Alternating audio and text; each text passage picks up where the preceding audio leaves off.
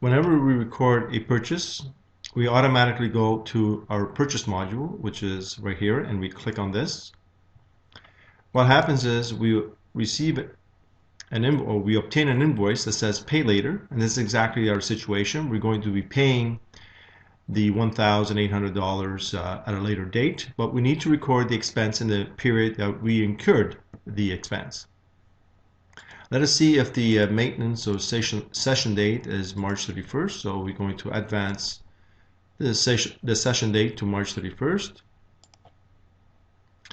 Now we're going to go to our purchase module. The purchase module will always record the transaction that follows: debit to the expense and credit accounts payable. 100% of the time, always be credit to accounts payable. So here we go, pay later.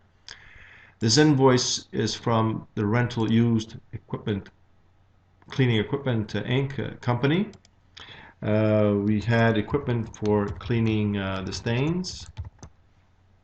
The total amount of the invoice that we received is $1,800.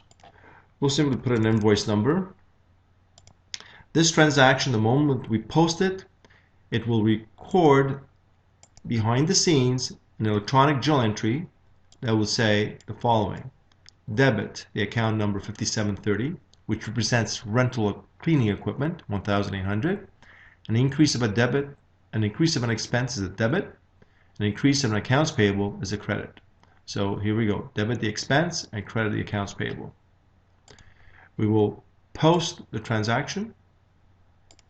The moment we post this transaction, quite a few things that actually happened. The best way to see this is by going to our financials, and let's look at the trial balance. The trial balance as at for the period March 31st, 2013. We notice that if I go to accounts payable, this is my control account, 2100 accounts payable, my control account. If I click on the $2,000, I will see my GL. I will see that I have $200 from the prior months and $1,800 for the current month. Total amount payable $2,000. Because this is the control account, it will equal to my accounts payable subledger. So let us look at the accounts payable subledger. Simply go to reports, go to payables, supplier aged. We'll select for the period ending March 31st.